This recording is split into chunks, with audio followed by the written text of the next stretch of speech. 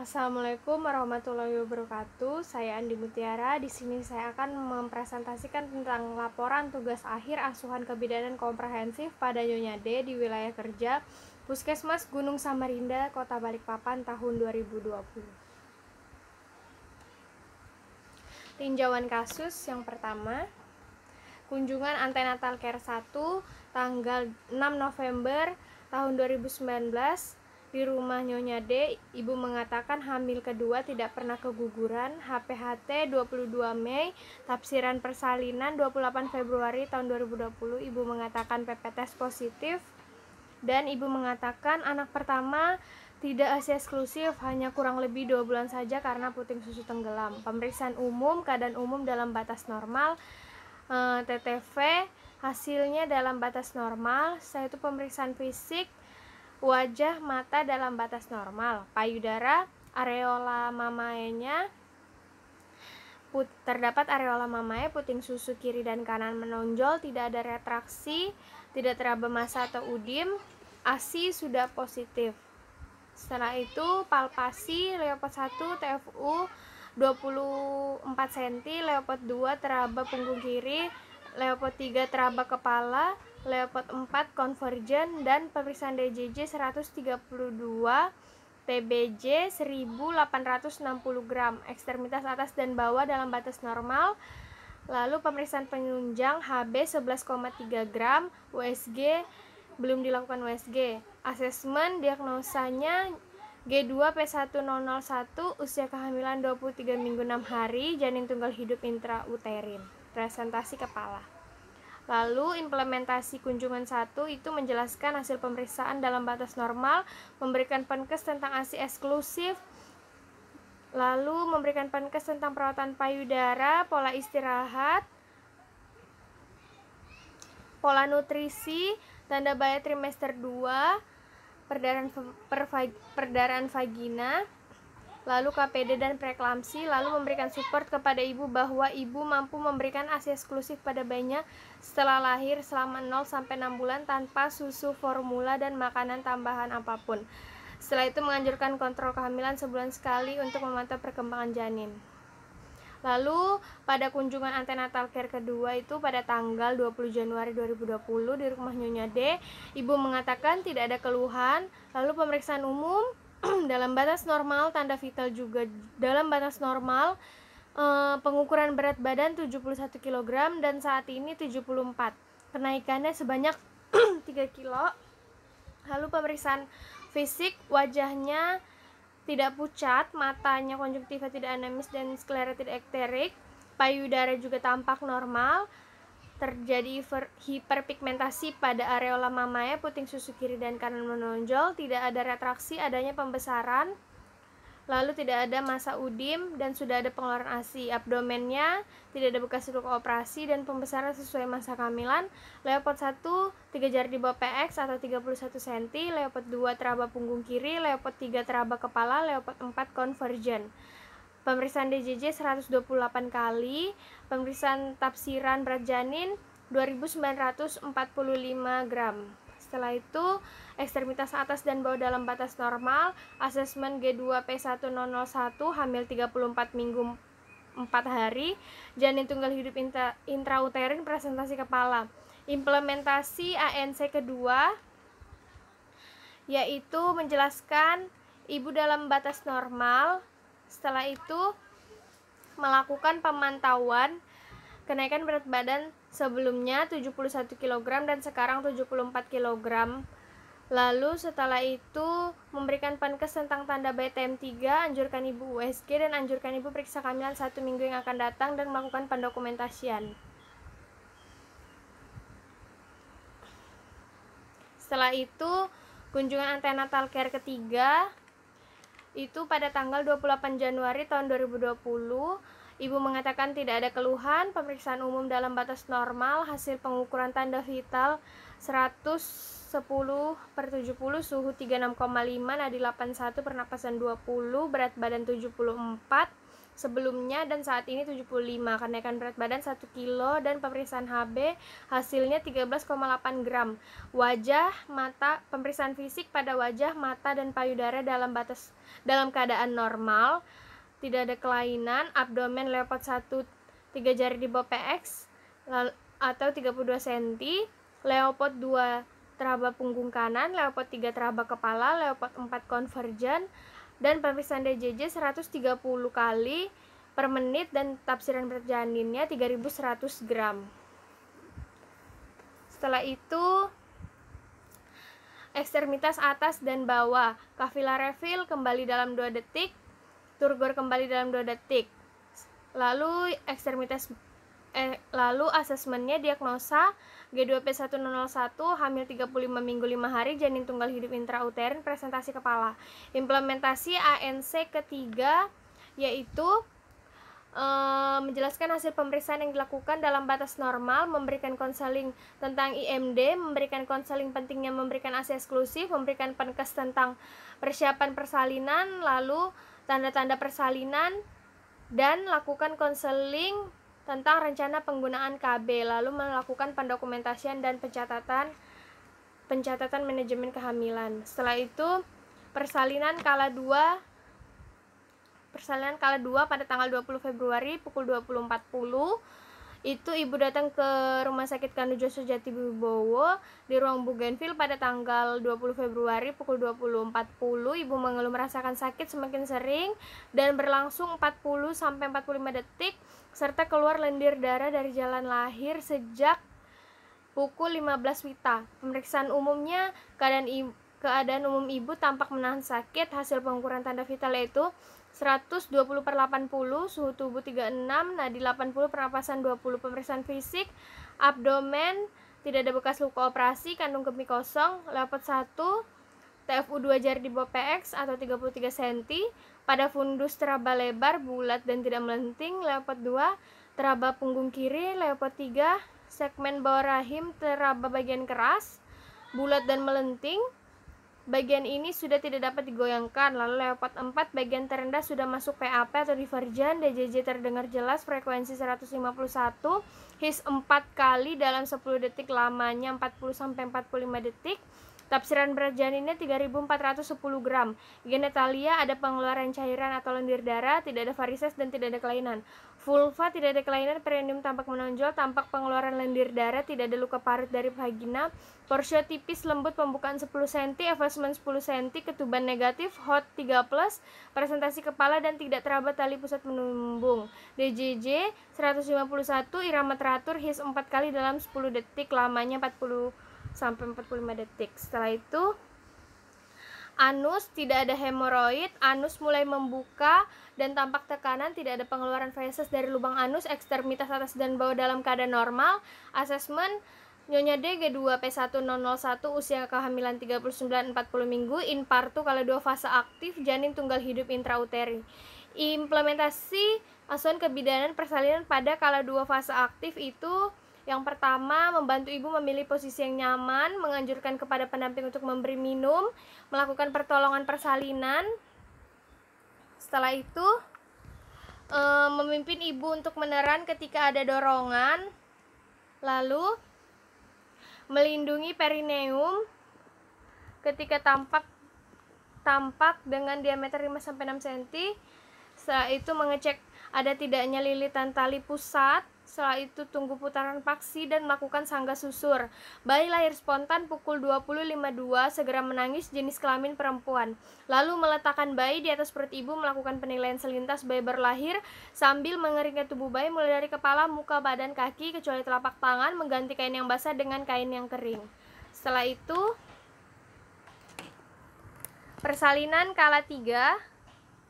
Persalinan kala 3 itu ibu mengatakan senang dan bahagia telah melahirkan normal anak keduanya yang berjenis kelamin perempuan. Ibu mengatakan masih merasakan mules pada perutnya. Lalu objektifnya bayi lahir spontan cukup bulan, segera menangis kuat, warna kulit tampak kemerahan dan gerakan aktif, jenis kelamin perempuan, berat badan 3410 gram, panjang 50 cm, lingkar kepala 32 cm, lingkar dada 33 cm, lingkar perut 33 cm. Lalu TFU setinggi pusat, kontraksi uterus baik, konsistensi keras, kandung kemih kosong, plasenta belum lahir, terdapat semburan darah tiba-tiba.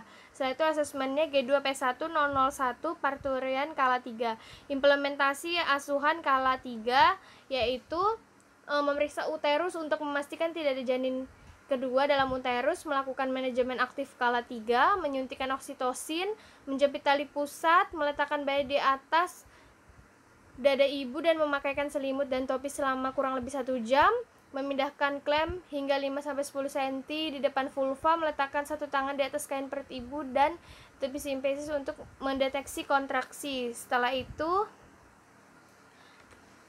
mengecek tanda-tanda pelepasan plasenta, yaitu dengan tali pusat memanjang, ada semburan darah tiba-tiba dan uterus membundar. Lalu meregangkan tali pusat, melakukan masase, memeriksa kelengkapan plasenta, lalu mengevaluasi perdarahan kala 3.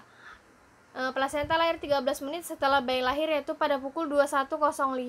Setelah itu persalinan kala 4, itu ibu mengatakan senang telah melewati masa persalinan dan mengatakan perut masih terasa mules.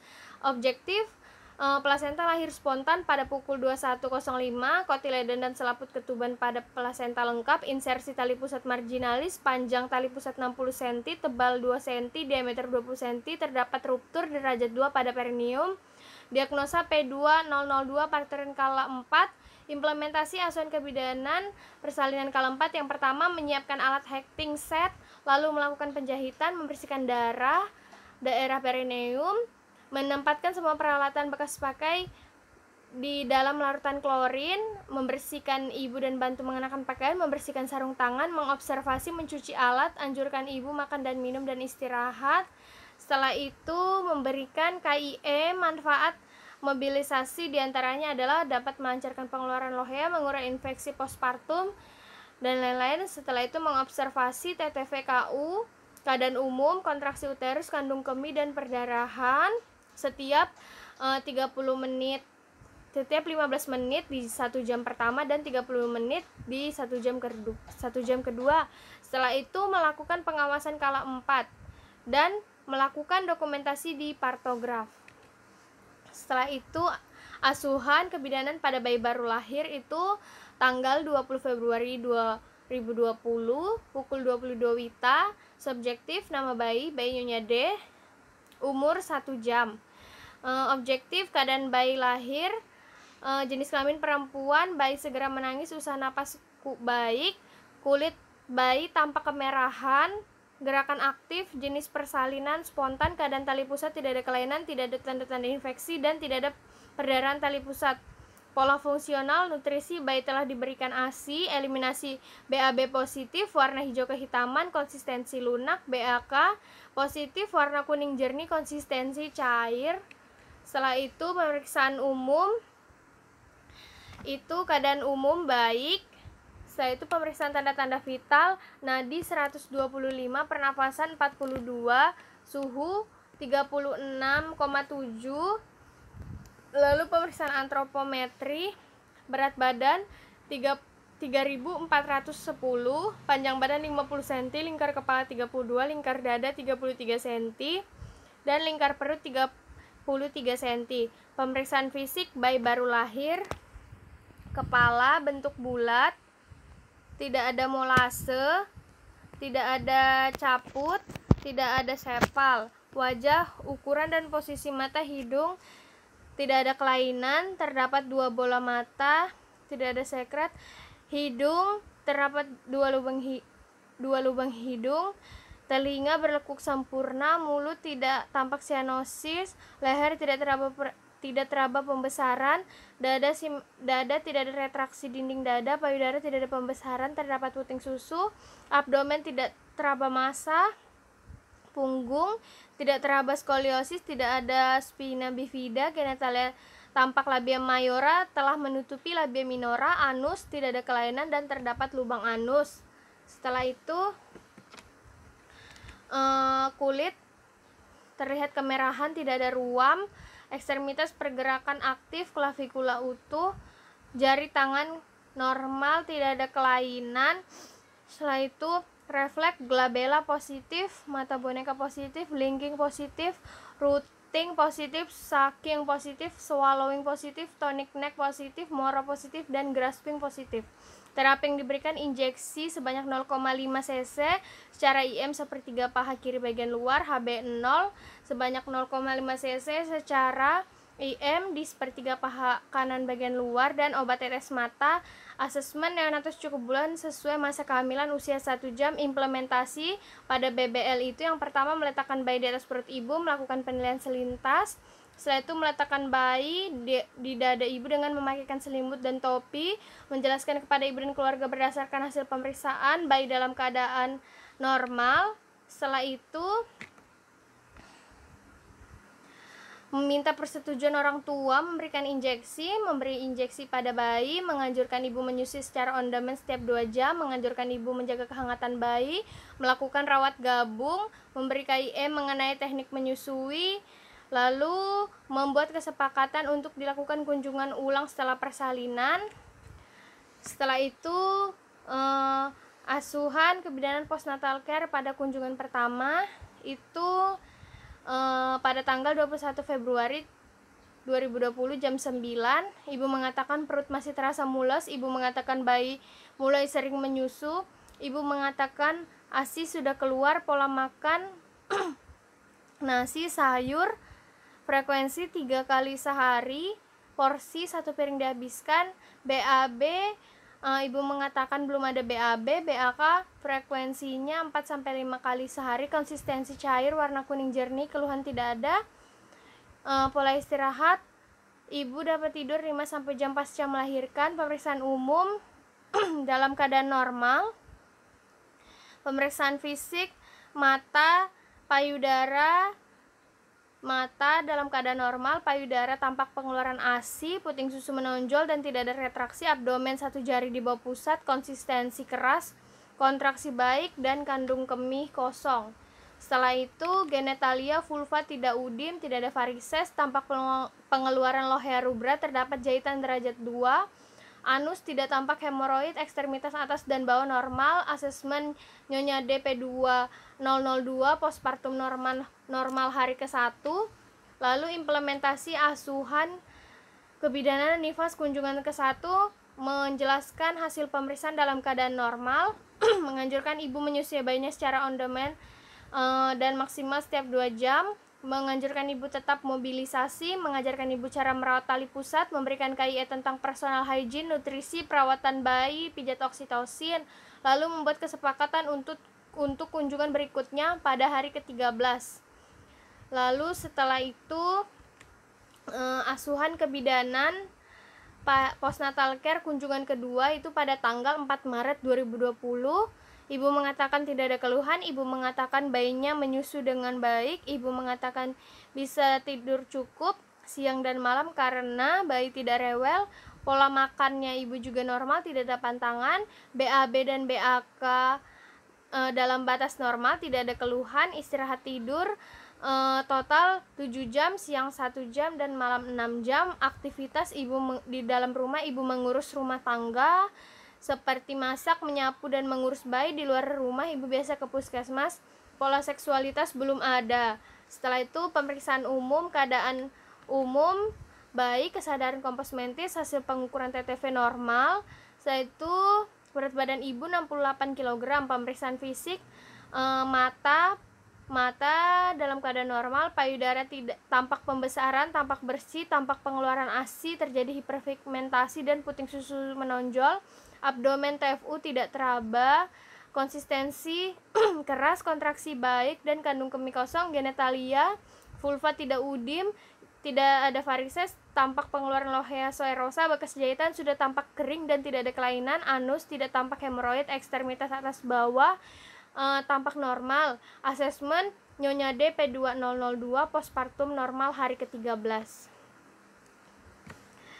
Implementasi asuhan asuhan kebidanan nifas kunjungan 2 itu yang pertama menjelaskan hasil pemeriksaan dalam keadaan normal, menjelaskan pada ibu perubahan lohea, lalu melakukan pemeriksaan terhadap luka jahitan dan mengajarkan ibu cara merawat luka jahitan. Luka jahitan sudah nampak kering, mengajarkan ibu cara perawatan payudara, ibu mengerti dan mampu, memberikan KIE tentang nutrisi, kebutuhan istirahat masa nifas, tanda bahaya nifas, ibu mengerti, mengajarkan ibu tetap menyusui bayinya, ibu mengerti dan tetap menyusui bayinya, dan membuat kesepakatan untuk kunjungan hari ke-16. Asuhan kebidanan kunjungan ketiga pada postnatal care itu tanggal 7 Maret tahun 2020. Data yang didapatkan melalui via video conference, ibu mengatakan tidak ada keluhan, ibu mengatakan darah yang keluar sudah tidak banyak, ibu mengatakan bayinya menyusui dengan baik. Pola makan, jenis makanan, nasi, sayur, lauk pauk, frekuensi 3 kali per hari, porsi 1 piring dihabiskan, ibu tidak ada pantangan, BAB BAK dalam batas normal, tidak ada keluhan, pola istirahat tidur total 7 jam, siang 1 jam, malam 6 jam. Di pola aktivitas sehari-hari dalam rumah, ibu mengurus rumah tangga, masak, menyapu, dan mengurus bayinya. Di luar rumah, ibu biasa ke puskesmas. Pola seksualitas ibu belum ada. Setelah itu, data yang didapatkan melalui via video conference, data objektif yang pertama adalah keadaan umum ibu dalam keadaan normal, lalu pengukuran tanda vital juga dalam keadaan normal, lalu MAP juga dalam batas normal. Berat badan ibu 68 kg. Payudara terdapat pengeluaran ASI pada payudara kanan dan kiri, terdapat hiperpigmentasi pada areola, puting susu menonjol, tidak ada retraksi dan teraba ASI penuh. Abdomen TFU tidak teraba, kontraksi baik, konsistensi keras, kandung kemih kosong, genitalia pengeluaran lohea alba, satu pembalut hanya flek, luka jahitan, tampak kering dan tidak ada tanda-tanda infeksi, tidak ada hemoroid pada anus, ekstremitas atas dan bawah normal, asesmen Nyonya DP2002, postpartum normal hari ke-16. Setelah itu implementasi asuhan kebidanan nifas kunjungan ketiga itu pukul 16.05 menjelaskan hasil pemeriksaan fisik, ibu mengerti, mengingatkan ibu untuk selalu menyusui bayinya, memberikan KIE mengenai KB IUD. Setelah itu asuhan kebidanan neonatus kunjungan ke-1 subjektif tidak ada, objektif pemeriksaan umum dalam batas normal, TTV-nya juga dalam batas normal, pemeriksaan fisik kepala, mata, mulut, abdomen tidak kembung, tali pusat tidak ada tanda-tanda infeksi, kulit berwarna merah muda, anus terdapat lubang anus. Setelah itu pola fungsional neonatus ke-1 itu nutrisi, bayi menyusu dengan ibu kapanpun bayi mau, ibu tidak memberikan makanan dan minuman selain ASI, bayi sudah dimandikan, bayi tidur sepanjang hari dan hanya terbangun ketika haus. Asesmen neonatus cukup bulan sesuai masa kehamilan usia 1 hari. Implementasi kunjungan 1 menjelaskan pemeriksaan menjelaskan pemeriksaan bayi pada ibu, melakukan perawatan neonatus dengan menjaga kebersihan bayi, lalu meningkatkan hubungan interaksi antara orang tua dan bayi, mengajarkan ibu perawatan tali pusat, memeriksa status pemberian vitamin K dan imunisasi HB0, menjaga kehangatan tubuh bayi, memberitahu ibu jadwal imunisasi BCG pada saat bayi berusia 1 bulan, membuat kesepakatan untuk melakukan kunjungan kedua. Setelah itu asuhan kebidanan neonatus kunjungan kedua itu pada tanggal 4 Maret 2020 pukul 16.40. Subjektif tidak ada, objektif keadaan umum dalam batas normal, tanda-tanda vital dalam batas normal, berat badan bayi 3.500 kg. Lalu pemeriksaan fisik mata, mulut, abdomen dalam batas normal, tidak ada kembung, tali pusat sudah tidak berbau dan tidak lembab, kulit berwarna merah muda, terdapat lubang anus. Setelah itu pola fungsional neonatus itu bayi menyusu dengan baik kapanpun bayi mau, BAB 2-3 kali sehari, konsistensi lunak warna kuning, BAK 8-10 kali, konsistensi cair warna kuning jernih, bayi dimandikan 2 kali sehari, bayi tidur dengan nyaman dan hanya terbangun jika haus dan popoknya basah atau lembab. Setelah itu asesmen neonatus cukup bulan sesuai masa kehamilan usia 13 hari. Implementasi neonatus kunjungan 2 itu menjelaskan hasil pemeriksaan pada ibu, menjelaskan perawatan neonatus, menjaga kehangatan tubuh bayi, menganjurkan ibu memberikan ASI sesering mungkin, membuat kesepakatan untuk dilakukan kunjungan neonatus ketiga. Setelah itu asuhan kebidanan neonatus kunjungan ketiga subjektif, tidak ada objektif. Data yang didapatkan melalui video conference, pemeriksaan umum, keadaan baik, pemeriksaan tanda-tanda vital, nadi 128, pernafasan 43, suhu 36,8, berat badan 3.500 gram, pemeriksaan fisik, mata, sklera tidak tampak ikterik, tidak tampak kuning, abdomen tidak ada pembesaran, lalu tali pusat telah terlepas, kulit seluruh bagian tubuh tampak kemerahan, ekstremitas pergerakan aktif, pola fungsional, nutrisi, bayi menyusu 2-3 jam, ibu tidak memberikan makan dan minum kecuali ASI, BAB 2-3 kali, konsistensi lunak, warna kuning, BAK 6-7 kali per hari, konsistensi cair, warna kuning, bayi dimandikan 2 kali sehari, pada pagi dan sore ibu mengganti popok dan pakaian bayi setiap kali basah ataupun lembab. Bayi tidur dengan nyaman dan hanya terbangun jika haus dan popoknya basah atau lembab. Bayi dapat tersenyum spontan. Setelah itu asesmen neonatus cukup bulan sesuai masa kehamilan, hari ke-16. Implementasi asuhan kebidanan neonatus kunjungan ketiga. Yang pertama, memberitahu ibu bayinya dalam keadaan sehat, mengajarkan ibu untuk tetap menjaga kehangatan tubuh bayi, memberitahu ibu untuk memberikan ASI eksklusif sampai 6 bulan, memberitahu ibu untuk memperhatikan jadwal imunisasi, lalu membuat kesepakatan pada klien untuk melakukan kunjungan selanjutnya. Setelah itu melakukan asuhan kebidanan KB atau akseptor IUD atau KDR pada tanggal 27 Maret 2020. Subjektif, data yang didapatkan melalui via video conference. Yang pertama itu ibu mengatakan telah menggunakan KB IUD kurang lebih 1 bulan. Ibu mengatakan saat ini tidak ada keluhan dengan penggunaan KB IUD. Lalu data yang didapatkan melalui via video conference objektif yaitu keadaan umumnya dalam keadaan baik, kesadaran kompos mentis, hasil pengukuran TTV, tekanan darah 110/70, suhu tubuh 36,5, nadi 80, pernafasan 20, asesmen P2002, akseptor KB IUD. Yaitu implementasi asuhan kebidanan kunjungan KB itu menjelaskan pemeriksaan secara umum dalam keadaan normal, menjelaskan kembali pada ibu tentang KB IUD, efektivitas, kekurangan dan kelebihan, cara kerja dan waktu pemasangan KB IUD. Setelah itu pembahasan asuhan kebidanan komprehensif yang diterapkan pada klien Nyonya D. G2P1001 sejak kontak pertama pada tanggal 6 November tahun 2019, dimulai pada masa kehamilan, persalinan bayi baru lahir, masa nifas, neonatus, dan pelayanan kontrasepsi dengan pembahasan sebagai berikut. Asuhan kehamilan pada kunjungan 1, 2, dan 3 tidak terjadi kesenjangan antara teori dan praktek.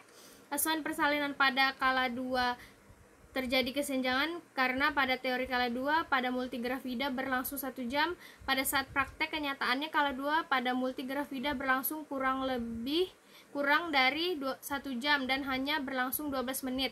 Pada kala 3 dan kala 4 tidak terjadi kesenjangan antara teori dan praktek. Lalu asuhan bayi baru lahir tidak ditemukan ada kesenjangan antara teori dan praktek. Asuhan nifas pada kunjungan 1 tidak terjadi kesenjangan antara teori dan hasil pemeriksaan Nyonya D karena payudara telah mengeluarkan ASI. Lalu pada kunjungan kedua tidak terjadi kesenjangan antara teori dan praktek pada Nyonya D karena tidak ada tanda-tanda infeksi masa nifas dan ibu juga tetap makan makanan bergizi, menyesuaikan pola istirahat dengan baik, dan Nyonya D tetap menyusui bayinya dengan baik dan cara yang benar. Pada kunjungan ketiga sama seperti kunjungan kedua, kunjungan ketiga nifas tidak terjadi kesenjangan antara teori dan praktek dengan hasil pemeriksaan pada Nyonya D.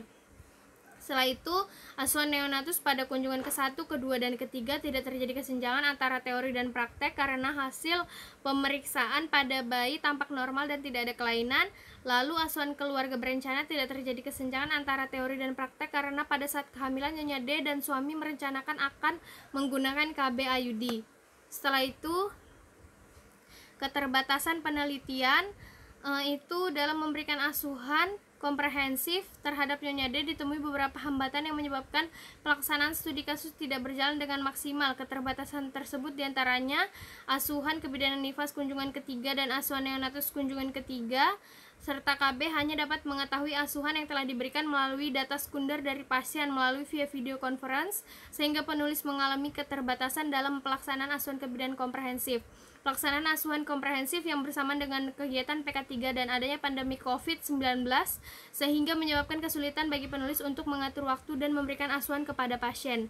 Setelah itu, kesimpulan dan saran. Kesimpulan, setelah penulis melaksanakan asuhan kebidanan secara komprehensif melalui studi kasus COC pada Nyonya D usia 27 tahun dengan riwayat ASI tidak eksklusif kurang lebih 2 bulan karena puting susu tenggelam, maka dapat ditarik kesimpulan bahwa pentingnya melakukan asuhan kebidanan secara komprehensif sebagai deteksi dini untuk mengurangi faktor resiko yang terjadi selama kehamilan, persalinan bayi baru lahir, nifas hingga pelayanan kontrasepsi. Saran, penulis ingin menyumbangkan saran di akhir laporan tugas akhir ini dalam mengupayakan peningkatan pelayanan kesehatan khususnya dalam asuhan kebidanan komprehensif, yaitu sebagai berikut. Bagi institusi diharapkan semakin memperbaharui skill yang akan diajarkan dan selalu mengikuti perkembangan ilmu kebidanan terkini sehingga mampu meningkatkan profesionalitas. Bagi klien diharapkan dapat menambah wawasan dan pengetahuan ibu tentang masa kehamilan, persalinan, bayi baru lahir, nifas, neonatus hingga KB sehingga dapat menjalaninya tanpa adanya komplikasi. Terima kasih. Itulah presentasi yang dapat saya sampaikan. Kurang lebihnya saya mohon maaf. Saya akhiri. Wassalamualaikum warahmatullahi wabarakatuh.